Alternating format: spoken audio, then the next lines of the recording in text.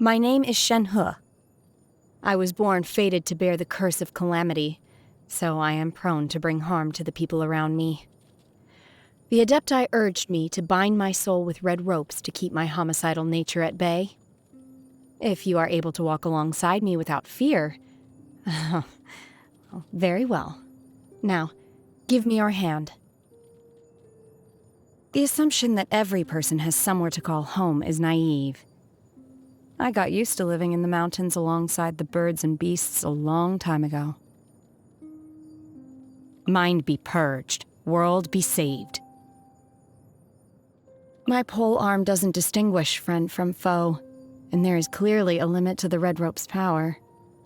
That's why I loathe crowded areas. In the mortal world at times like these, is it not customary to use an umbrella? The sky is clearing up, and so is my mood. I just hope no one shows up to bother me. If they do, I'll just make them disappear. In this weather, I can freeze monsters in place and simply let the lightning bolts take care of the rest. A good way to not get my clothes dirty. Yes, this reminds me of Master. She loves to ride the swift winds of Qingyun Peak. Good morning. The dew is very sweet today. Would you like some? If you feel fatigued after lunch, you should try meditating. It's very effective. Do you prefer the artificial light of the cities and towns, or the moonlight in the mountains? Feel free to rest. I'm a light sleeper. If I hear anything in the vicinity, I'll investigate it for you. For all the training I've had, honing my body and mind, learning the Adepti arts, I've mostly been guided by my own instincts. It just comes down to self-preservation. I'm not trying to save the world, so if I wipe out some evil presence and it happens to benefit you, don't thank me. It's just a force of habit. If I treat people kindly, they call me an adeptus, and if I put them in their place, they call me a witch. The one thing you'll never hear them call me is human. They all seem to agree that I'm fundamentally different from them. I rarely leave the mountains, so I was never taught proper manners. When a conflict arises, I just take care of it the way that comes naturally to me. But if you don't approve of my methods, please do let me know. Even if I don't fully understand your reasoning, I will always defer to you. So this shiny gemstone is called a vision? Huh. The gifts that fate brings, fate can just as easily take away. If one day my connection to this vision comes to an end, that'll be it. And the light inside of it will go out. Driving evil spirits away comes easily to me. Getting rid of my inner demons, however. Unless you can find a way to let go, all the Adepti arts and exorcism techniques in the world can't save you. Why do I always hear people say, the first snow of the season is a sight for sore eyes? We have snow every single day in the mountains. So which instance counts as the first snow? I don't understand what they mean. Please explain this to me. I have no use for the wealth that ordinary people desire. But in the hands of Lady Ningguang, wealth becomes a means of solving complex issues of the kind that no weapons could ever hope to resolve. She understands the unwritten rules of human society. She knows what's in people's hearts. Master once told me that even the Adepti aren't able to achieve this. I hold her and her work in high regard. I find I don't need to worry about etiquette with her, and unlike with some people, I don't need to rely on nonverbal cues to discern the true meaning of what she's saying. That makes me a lot more comfortable. The only problem is, well, there are too many people around her all the time, and I heard there's also many crew members on her ship. I need you to go with me. It's the only way I can cope with so many people. Yunjin performs... it's called Liue Opera, isn't it? I like this particular type of social interaction.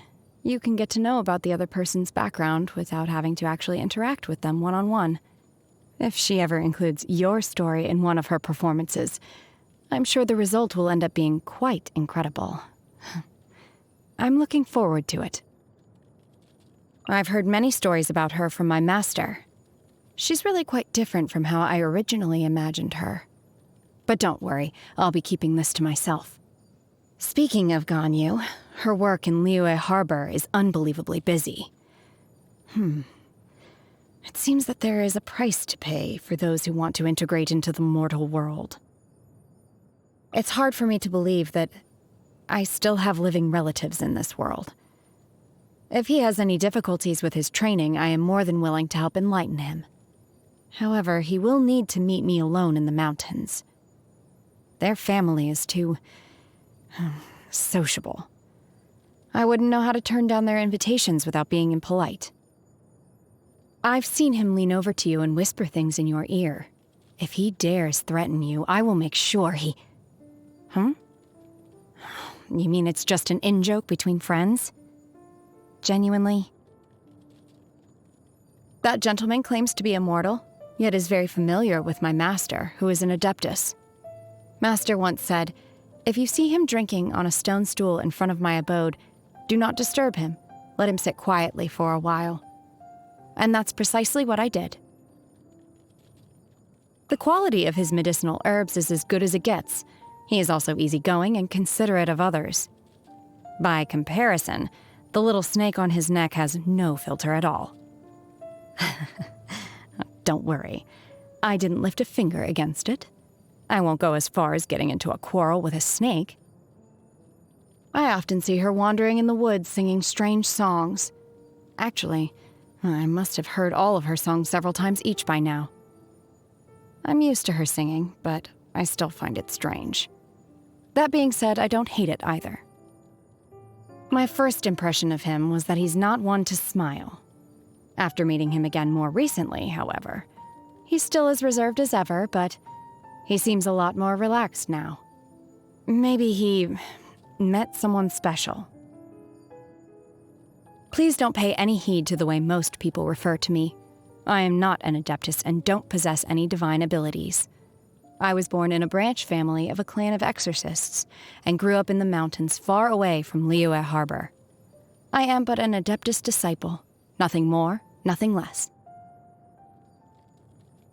When faced with delinquents who are just out to cause trouble, most people will try to reason with them. This course of action perplexes me. Removing the root of the problem and disposing of these ill-intentioned fools seems like the obvious course of action. Why do common folks prefer the labor-intensive route? I am the apprentice of multiple adepti and have trained alongside them. After a certain point, however, they stopped teaching me new techniques and started focusing on how to control my intense homicidal urges. Oh, don't be nervous. Yes, craters have been left in the ground, and giant trees have been uprooted. But these things only ever happen in the mountains, far away from civilization, and certainly have never affected innocent lives. Besides, I can control myself now. The most important aspect of meditation is stillness. Let go of all agitation, and let the air around you flow into your body. This technique allows me to quickly focus in on myself. I heard from my master that after meditating beyond a certain point, there is no need to adopt the meditation posture anymore. Adepti can meditate even when standing up. I still have much more to improve on.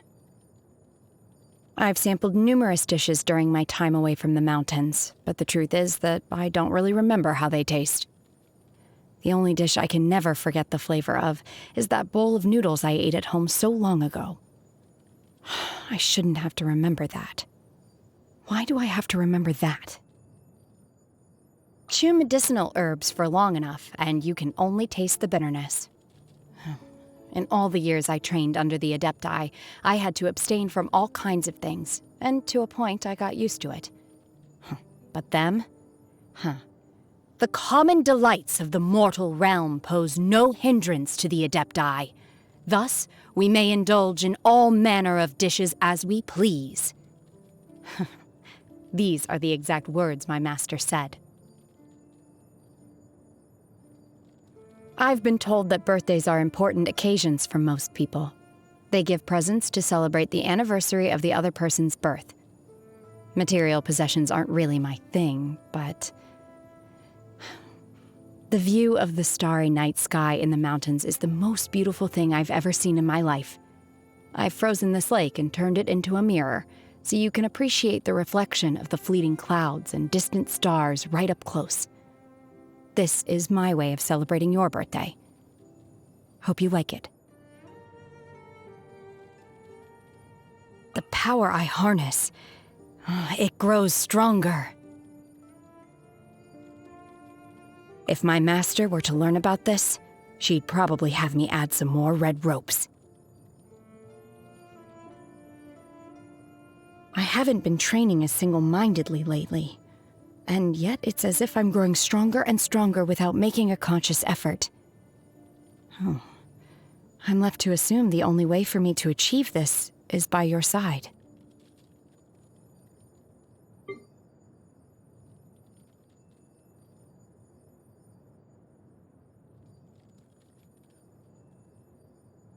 Obey! Manifest! Unleash! Transfiguration! My will embodied! Take your true form! By ordinance divine! Cryo incarnate! Do your master's bidding! So, this is what the world considers to be treasure. Adepti treasures have special powers. What about mortal ones? These things, what are they used for? You'll regret that! I shall not yield! I will wipe them out! No escape from fate. My time has come. My curse to bear. Feeble! In your dreams! You will regret this! What exactly is teamwork? Understood. I just have to stand here, right? I will do as you command.